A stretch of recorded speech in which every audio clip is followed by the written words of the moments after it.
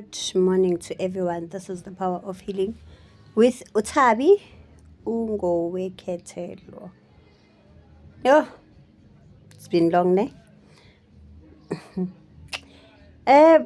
Yazi, I'm sitting here thinking, ne? Ukuthi guys ama-divorce asazoba khona abantu basazodivorce abanabo 70 years banabo 60 years because as abantu we are not really in touch with reality.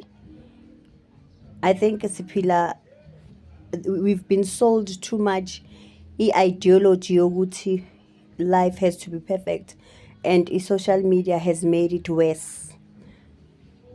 We have this thing emiqondweni yethu ukuthi a relationship or is about vacations, ubumnandi, ama-grapes, picnics, yabona nibambane nomuntu wakho, you know those things. Sinaleyo picture when we define love and relationships. So why am I saying abantu basazodivorce? When you are not in touch with reality, uyasikhohlwa lesikhathi where khona usazogula. Yabona guys, if uthande umuntu because of looks, because babukeka kanjani, uyangihlanyisa lo mfana, what happens if lo mfana aba in some sort of incident or accident, or le ntombazane bowuthanda ubuhle bayo bese kuba ne-scratch or sekudislocated certain parts of the face? What happens then? Uthanda umuntu because indlela ahamba ngayo noma indlela, what happens mase kahleli ku-wheelchair?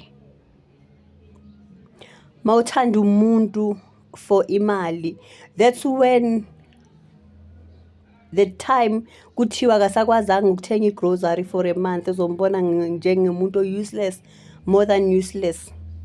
Uzohamba upreacher the way useless ngakhona, because singena ezintweni silama physical expectations.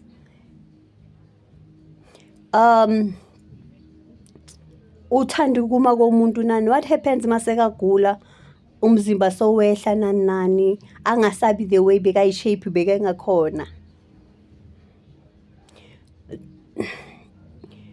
What happens esimweni where umuntu manje oyi-one wenu fanele ayonaka abazali because sebayagula abazali and akunamuntu ozobakata, sekufanele kube na that change empilweni.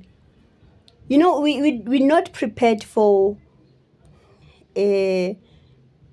ama challenges.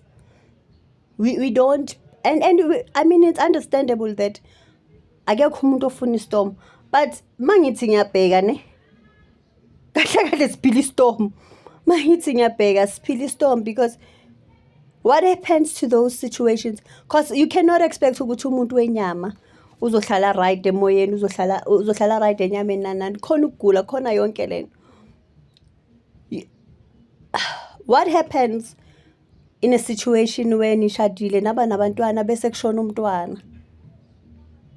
Do you think about those things? You understand? Because it's not going to be lento. It's not going to be always red roses all the time. It's not a smooth journey. It's never been. Ngathi ngasi smooth journey ungekho ku relationship or ungekho emshadweni, what more maso semshadweni? Because that is why umuntu azathi yo, what happens umuntu umthandele indlela mhlambe akusatisfy ngakhona intimacy, yonke lento esemqondweni yenu, ngoba yonke into la emqondweni umthandele indlela yabona makangithinta yesus masilapha enkonzweni yesus. What happens ubudoda bakhe babungasavuki, seyiphelile njalo umshado, sekufanele kuyofuna ngaphandle, uyabo, ngoba vele ungenele leyo nto. So makuphela leyo nto, and definitely izophela because umuntu oqala uba nabo shukela nani umuntu uyakhula. So ayikho enye into eniconnecta ngayo ngaphandle kwale.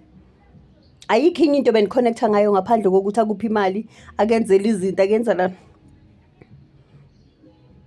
Ayikho enye into beniconnecta ngayo ngaphandle kokuthi masenigcokile ningene ebantwini kuyabonakala. We turn heads. Yes, turn heads, but there will be a time where heads are turned for something different. No, we are not in touch with reality, man. Ziningi izimo ezenzakalayo. Guys, there is life and then there's social media. There is life and then there's social media.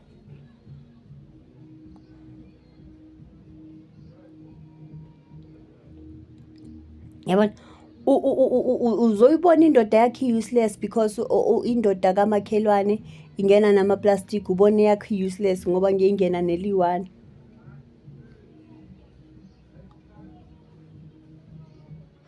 Yazi, I think lento iqala ngokuthenini be satisfied with your own self. Be self-sufficient. Qala wena.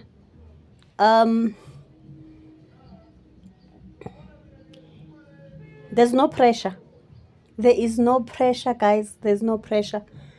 Ayikho pressure nakancane. Akekho umuntu peaceful nomuntu omnandi njengomuntu ozaziyo ufunana empilweni yakhe. Njengomuntu owaneliseke uye. When you are sufficient by yourself. Kusazo divorce, guys. Awayenziwa ukuthi ama-divorce awayenziwa ukuthi bese kungasekho mnandi. You know people are living, in most cases people bahlale baku-honeymoon stage, ne? So when the honeymoon stage phases away, qala ukubhoreka, qala ukubona ama-faults, qala ukubona ama-red flags, qala ukubona, because besiku-honeymoon phase all along.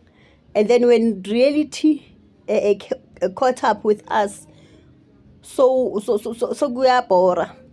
Guys, akekho umuntu ongeke aze angagula, akekho umuntu ongeke abe broke, akekho umuntu. Yabona masinga normalizer ukuthi understand ukuthi or mhlambe thina sibuildwe ngenye indlela angisazi. Normalizer nje ukuthi wazi ukuthi be in touch with reality. Because guys, nobody anticipates ukuthi emshadweni wenu indliya ingasha bese indli yasha. And then nobody anticipates ukuthi kungaba ne-accident, kube nama-accident. Nobody anticipates ukuthi kungaba ne-robbery endlini, kungena igebengu. You understand? So investa kakhulu ebumnandi, ku-phase yobumnandi. But definitely something will come and something will test you. And believe me, ma weak, that's when you will see ukuthi kahle kahle bo weak all along. I just wanted to say that it was a food nje for thought this morning. Ukuthi yazi ukuthi people are not really in touch with reality, man.